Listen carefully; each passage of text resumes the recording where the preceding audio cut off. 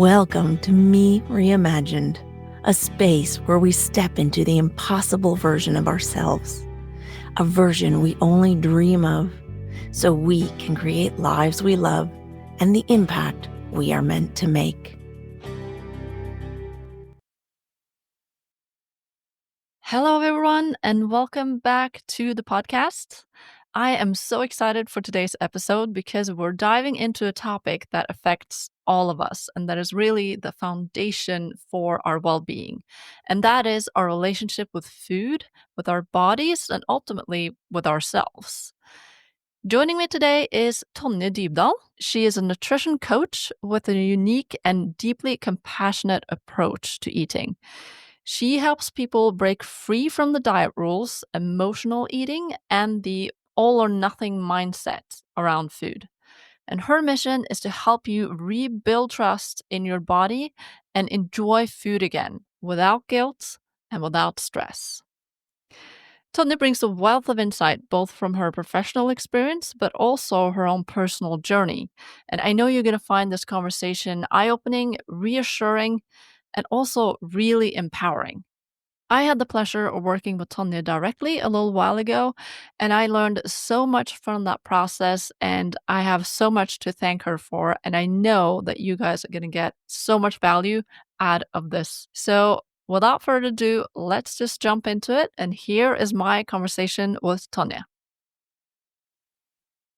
Welcome, everyone, back to the podcast. Today, we have Tonje Dybdal with us.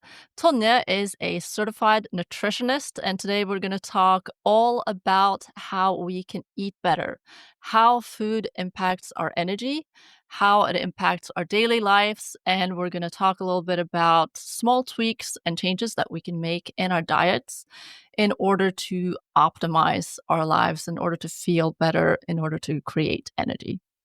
I'm very excited to have Tonje on because we've actually worked together in the past. I'm a person that definitely I eat to live. I don't live to eat.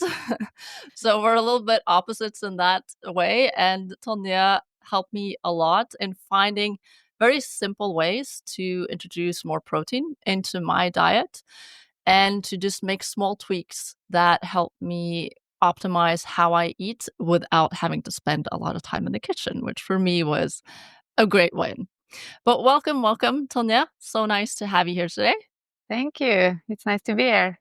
So I am very curious, first of all, to hear about what has your journey with food been like throughout your life, and what is your relationship to food today? I have always loved food.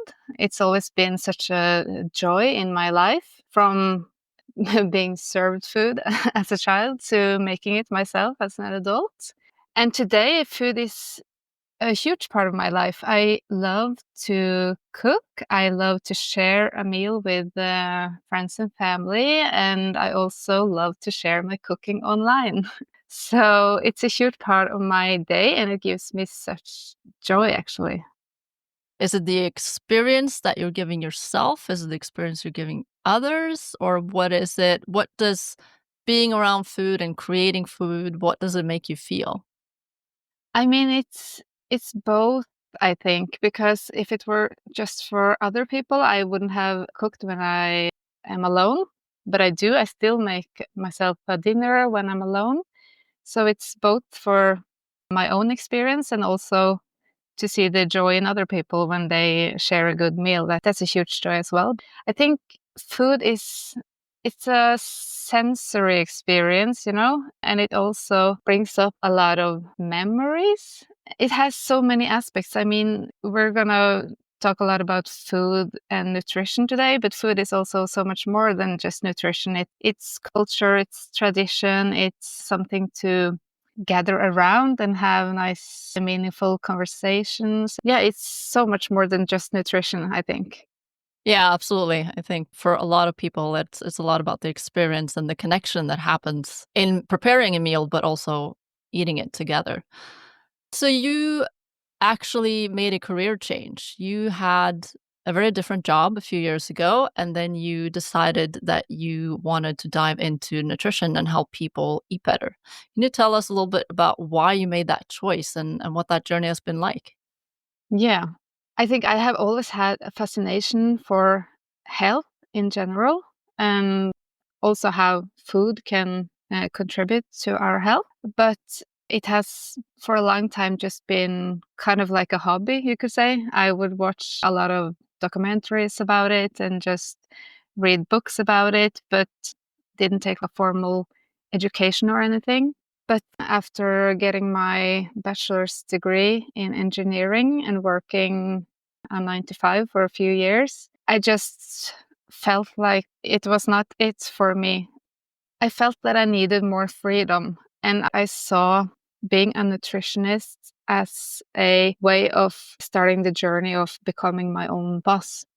Because I think I have always aspired to creating something of my own. I have just never dared to do it until now. You are one of the incredible women that we have in this community that dare to step outside of the societal boxes and take a leap of faith and build something based on your passion and based on your interest, which I love, and which is one of the reasons also that we are connecting here today, because that is a fascinating journey and one that I know a lot of people share in. But okay, so let's dive a little bit into food and how food helps us and shapes us. What do you see as the biggest challenge that women in general face when it comes to nutrition and overall well-being? What are you seeing in your work and maybe personal experiences or client experiences that you've dealt with? Great question. I think a lot of women tend to undereat and especially undereat on protein. And I also think we have immense challenges about eating without guilt. Because I think we are taught that women should be small. And especially our generation, I think we grew up with size 0 and top model. And that was kind of the body ideal, to be very skinny, but that has somehow changed over the years. I think now the ideal body is a more muscular body, but still, I think a lot of women feel guilt around food. So I think a lot of women probably listening to this would say, oh, but I thought that I was supposed to eat less. Like, you tell me that I should eat more. Why is that? A lot of women undereat actually, but they think they overeat. And when I work with them, they are often surprised with the amount of food I want them to eat, because it's more than they usually eat, but it's different foods. So it's the right kind of food, but the amount might be more. Maybe the calorie intake is not more, but it makes them feel fuller than they're used to. And it can be a challenge to eat enough, actually, and enough of the good food. Mm. Yeah, and I can attest to this because when we work together, I'm vegetarian and I exercise quite frequently. And when Tonje was making a program for me, it was surprising to me how much more I needed to eat every day to get my daily protein intake. And it was challenging, especially in the beginning, to work that into my routine and to become so much more aware of eating protein over other things. But then again, it impacted the energy that I had as a result of that. So, can you speak a little bit to when you change women's diets in particular, what what are the consequences? What are the results that you typically see once people have a more adapted diet? I've had clients with very different starting points. And I remember one client that had psoriasis and did experience immense improvement in her skin disease when changing her diet. I've also had a lot of clients who's reported better energy levels and overall well-being after changing their diets. And it doesn't have to be a huge change. It can be small, impactful steps and building on that over time. But the most common feedback I get is that I feel energized and better within their own body. Mm. Yeah, and I think that is so important that, the why behind why you change your diet should be very strong, right? Because if you're only doing it for the sort of superficial reasons, then most likely you're not going to be able to do it for a long sustained period of time, I think. Whereas if you really know why you're doing it, maybe it's because you want to be able to play with your kids more or you want to have more energy for other things, then the reason behind it is more powerful. And that is much better inspiration for sure to changing your diet than the superficial ones. But I think what most people who want to change their diet because of their appearance does wrong is that they go way too hard and change everything and they kind of suffer through it, you know? And there is definitely a better way. If you can take your time to do it slower and the right way, you will not only maybe get the body that you want, but you may also feel a lot better along the way. And it's very important to thrive also through the journey, not just look at the end goal and suffer your way there, because that's not good for anyone. That definitely translates to the self-development journey too. There are many people that hop into it thinking that they're going to have quantum leaps and big breakthrough moments right away, but actually the journey itself is much more important really than the place you think you're going, because usually where you think you're going is not actually where you're going anyway. Right. How does our diet impact stress levels and our resilience in everyday life? I think these days people are experiencing a lot of stress. Maybe it is from sort of their microenvironment, but also the macro environment and the state of the world. I'm curious to know how what we put in our bodies impacts how we perceive stress and how we deal with stress.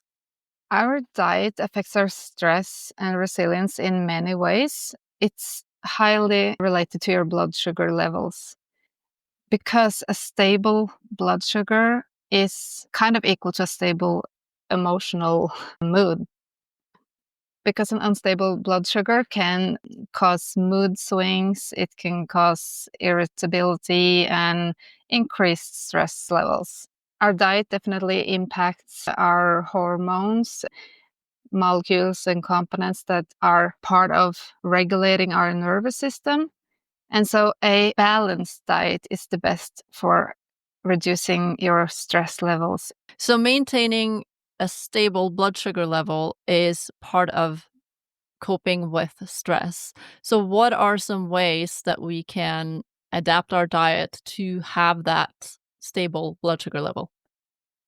This is going to be a little bit more technical, but it comes down to having a balance between carbs, fat, healthy fats, and protein, and having enough of the protein and enough of the healthy fats. And also what type of carbs you choose, because you have the easy carbs and you have the complex carbs. And the complex carbs, such as whole grains and seeds and legumes, causes a much more stable blood sugar level than the easy carbs, which is white flour, sugar.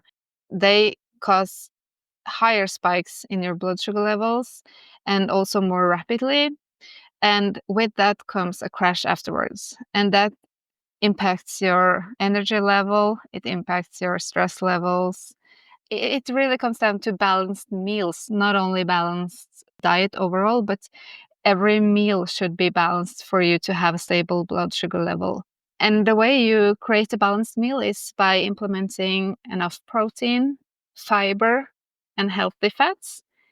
And if you want to eat a pastry or something that you know will cause a high blood sugar spike, then you can actually decrease that spike by, for example, eating a vegetable first or something more than just that white flour, you know? So if you add to it, you add some healthy fats or you add some protein, that will decrease the spike. And it has a better impact if you eat the other thing, the fiber, the fat, the protein first before you eat the pastry.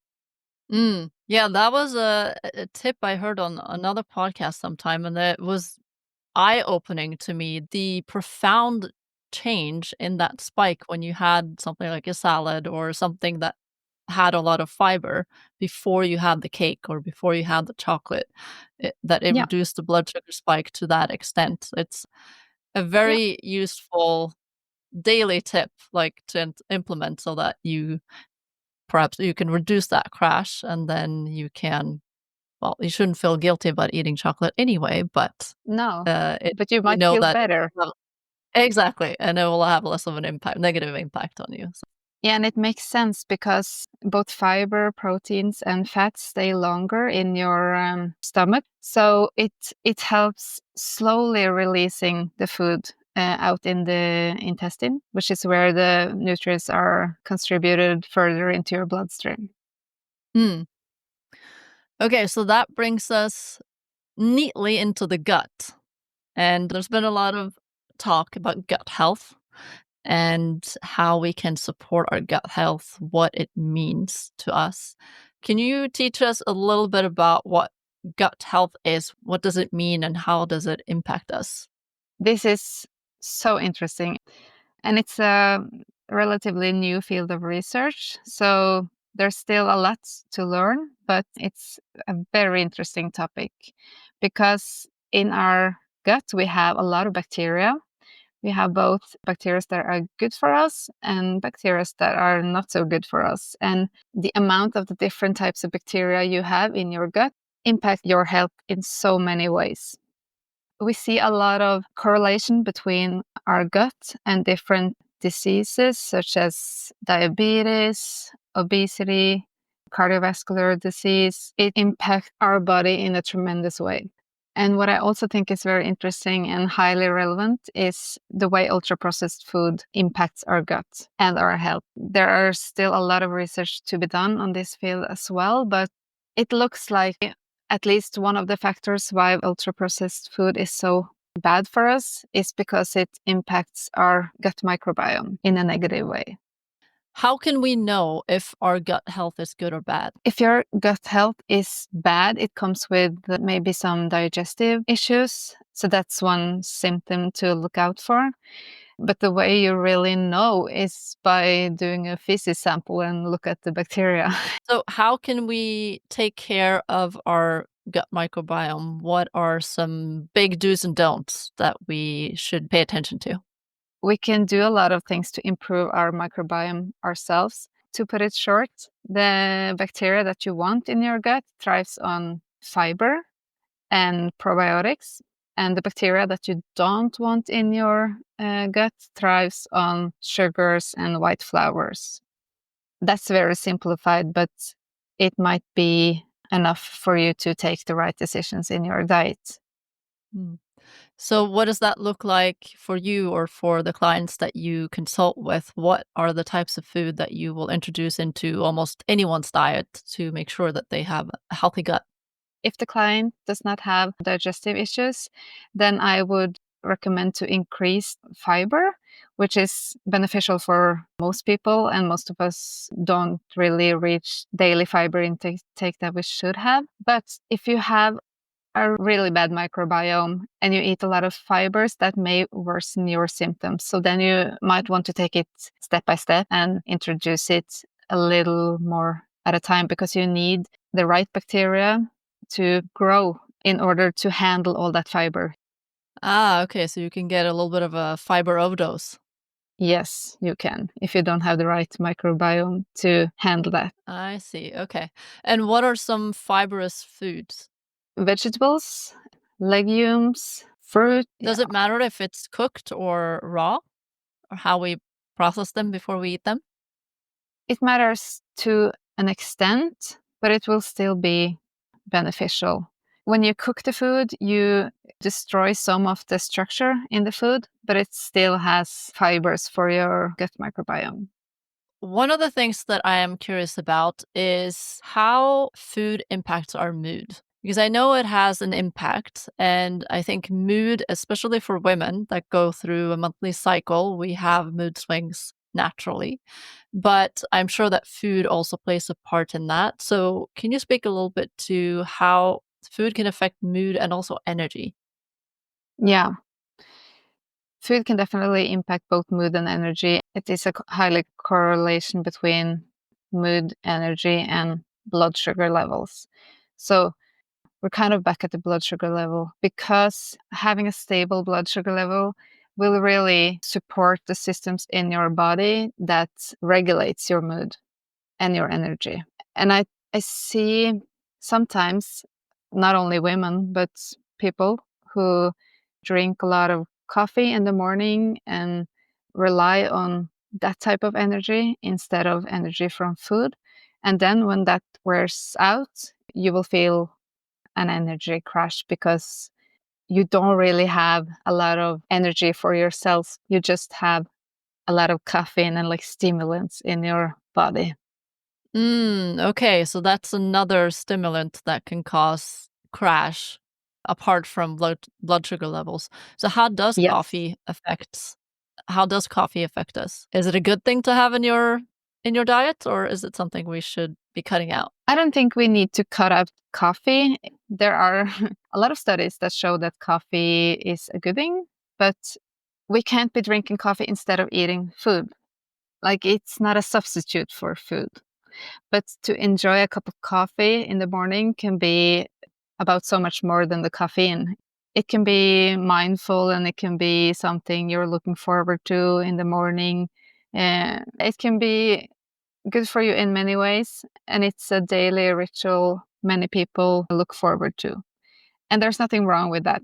And you can also skip breakfast if you thrive on that, because we are different and we thrive on different diets, which makes giving general advice a little bit hard, because our bodies are so different from our gut microbiome to our bodies in general. So we thrive on different things. And I'm not saying you have to have breakfast. I'm not saying you can't have coffee. It all depends. But if you're one who just work on the caffeine from the coffee and then have an energy crash after, then there might be need for some changes in your diet. And what you say there about, it really depends and things are different from person to person. One of the things that I've heard a lot in the more spiritual community, the self-development community, is this concept of intuitive eating, which is essentially all about, if you are connected enough to your body, it will tell you what it needs. What are your thoughts on that? Yeah, I think that's very interesting. And I think that most people in their day-to-day life are not as connected to their body to experience that. But I think it's really a thing. And I think I somehow experienced it myself when I was pregnant, because all of a sudden I went through so much more eggs than I used to. And it was not it was not like a craving or anything, but I just felt like eggs would feel good for my body now, you know? And eggs actually contains almost every nutrient you need. So that, I think, was not coincidental. Mm. And I can feel sometimes too, if I have been like a few days with poorer diet than usual, less vegetables, then I kind of crave a salad afterwards, which is Mm. which is like a real craving. It's not like, oh, I should have a salad because I know I need it and I didn't eat as much vegetables this weekend. It's not like that. It's like my body actually crave it. Yeah. Yeah, I believe in intuitive eating. Yeah, I do too. But I do think, like you said, most people are usually not enough connected to their bodies and what it needs. I think usually because of stress, because there's so much going on in our lives that we don't have or we don't take the time and space to sort of tap in and actually feel into what it is that we need. We instead go off a shopping list or the last recipe we saw on TikTok or and anywhere else. Yeah. Um, so I recognize that that can be tricky to implement for a lot of people. Yeah, I don't recommend it to people, because it requires the ability to tapping in, and it also kind of requires some knowledge about the foods, at least to an extent. So I don't recommend that to people, but I think it's an interesting thing. So what is the most exciting result that you've seen with people that you've worked with or in studies that you've read where, where someone has changed their diet in one way or another and it has just changed their lives? Yeah, so I think the most interesting field of nutrition right now is the questions about the ultra processed foods and how they impact our health. And the most interesting study is a very known study from 2019. So it's kind of already old in this field because there's so much happening every year, but it's still very relevant. It was an experiment by Kevin Hall, and he took 20 people and gave them 2 weeks with a diet that contained 80% ultra processed food, and then 2 weeks with no ultra processed food. And he looked at how much they ate. And the two diets, they had the exact same amount of carbs, fats, proteins, and also the exact amount of calories. Everything was the same except for the processing of the food. So it's a very great study because it excludes a lot of other factors than the processing of the food. And what he saw was very surprising because he thought they would eat the same amount in each group because everything was the same. It was the exact same calorie density and everything. But in the group with ultra processed food, they ate on average 500 calories more daily.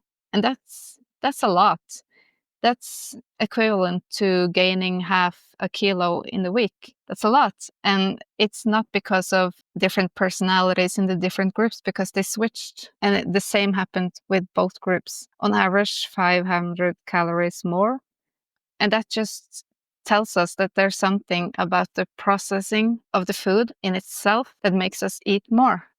Okay, so basically eating ultra processed food increases our appetite for more ultra processed foods. Yes, and these foods are made for you to overeat. They are made super delicious. They are made in a lab to have the most appealing texture, taste, color, everything for you to be wanting more. And it works. We do want more. And also, it actually affects our hunger hormones. There is this other guy called Chris Van Tulleken. He did an experiment on himself.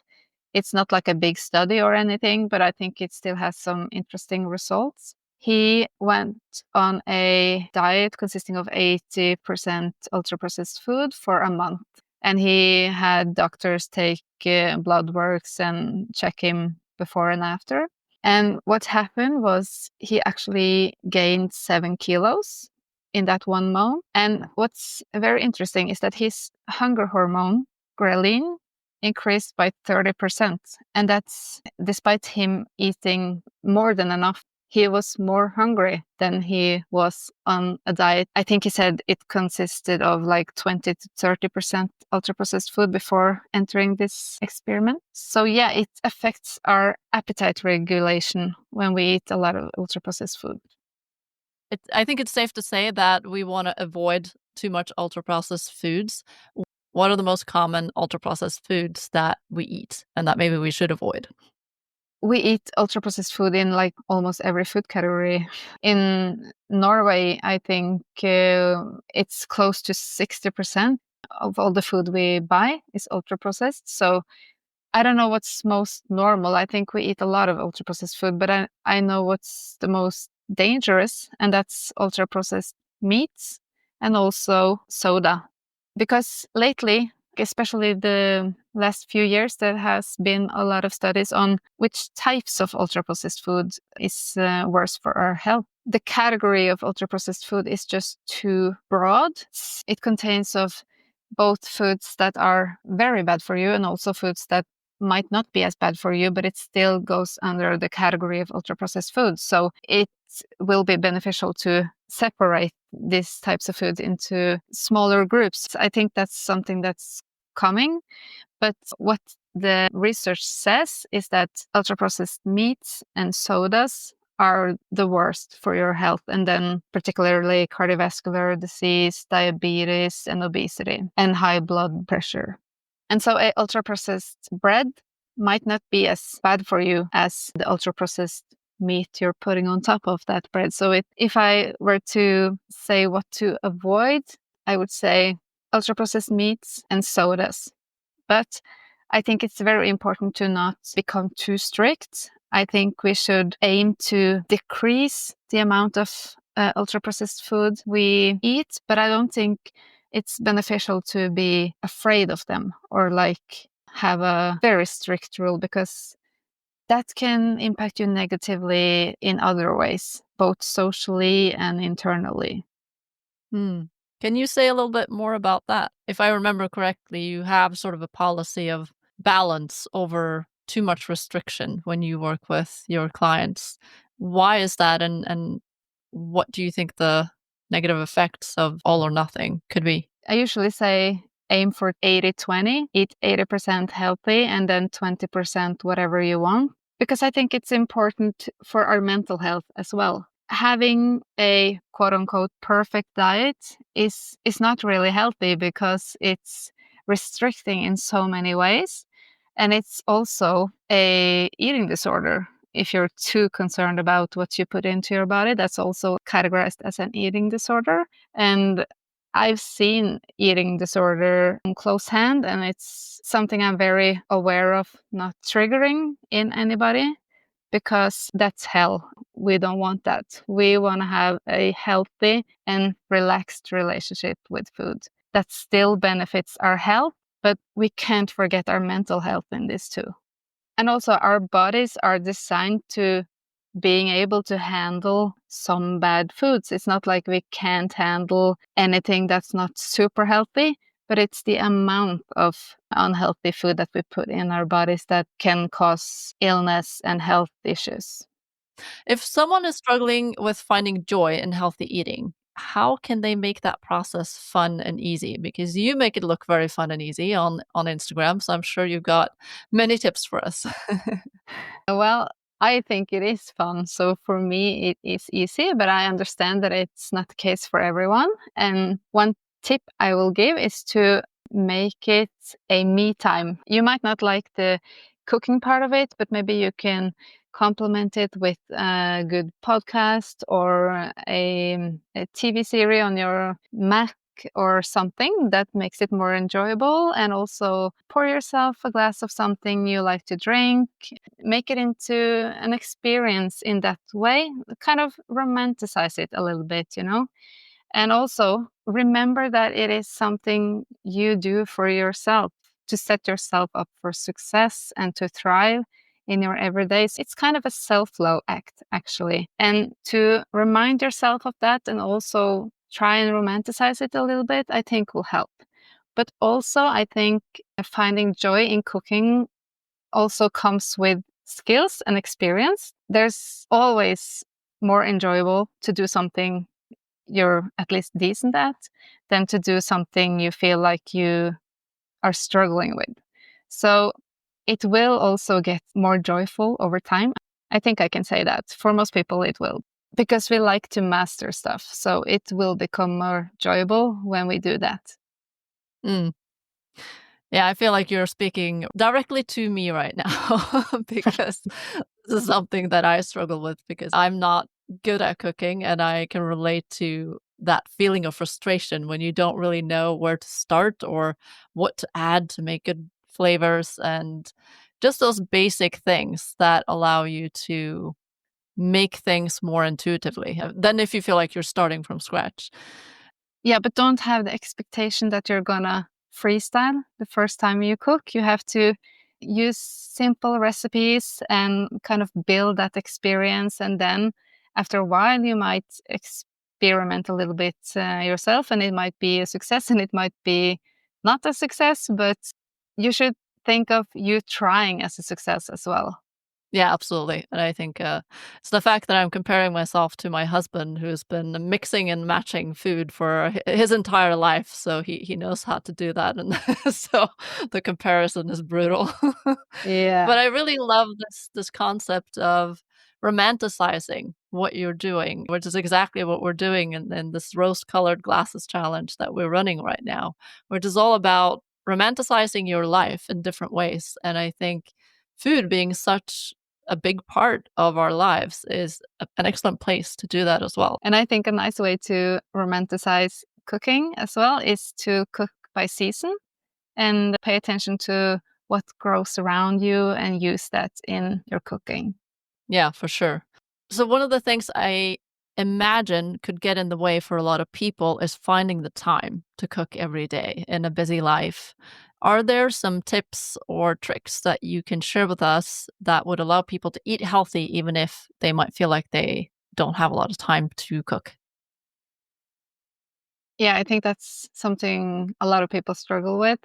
And it's so sad because it's when we're at our busiest times that we might need good nutrition the most. But that's also the time when we opt for easy solutions. But there are some ways to set ourselves up for success, but it requires some planning. I think a good way to do it is to batch cook, like food prep. When you have the time and energy, you do it for several days. It can be breakfasts, it can be just something small like boiling a few eggs to have in the fridge. And it can also be making a double portion of your dinner and freezing it. I think it's very beneficial to have a few home cooked, nutritious meals in the freezer because then you might opt for that instead of the frozen pizza from the store or takeaway. Are there some favorites that you have in your arsenal for food prepping? I recently have fallen in love with chia pudding. It's really easy. You just assemble it and you put it in the fridge and it's ready to go the next morning. You can do the same with overnight oats. You don't have to cook them. You just put oats, whatever milk you want, maybe some cinnamon or other spices, and you put it in the fridge and it swells in the night and it's like a porridge consistency in the morning. And you can top it with nuts and berries or fruits to make it taste fresher. So that's an easy breakfast prep. But I also think it's very beneficial to have boiled eggs in the fridge at all times because it can be just a snack or it can be toppings for your sandwich. And also, I love food prepping dinners. Then it's not one particular dinner. I just sometimes make double and freeze it and have some in stock. And you can freeze homemade pizza as well. We usually make like a big homemade pizza and we eat half of it and we put half of it in the freezer. Then we have a quick pizza whenever we want some quote unquote junk food, but it's a better option. Yeah, definitely a better option. And what about kids' food? I think you food prep a little bit for your little one too, don't you?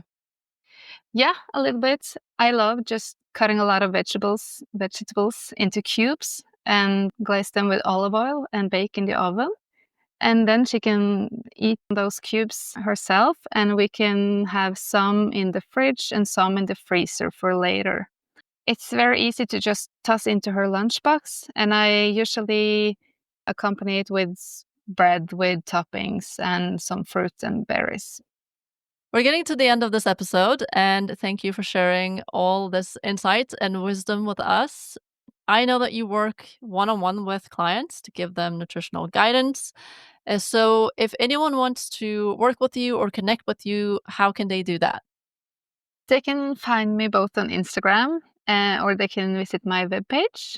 Both are named Tonje Dybdal. So you can hit me up on Instagram or you can write me an email or visit my website to learn more about what I can offer. Amazing. Thank you so much. And we will link all of that down in the show notes so you can reach out to Tonje if you want some more advice on how to eat balanced and eat in a way that is good for your body. And Tonje also posts a lot of her recipes and her food tips and tricks on Instagram. So I highly recommend that you go and give her a follow. Well, thank you very much for being with us today. It was a pleasure talking to you. Thank you. Thank you for having me.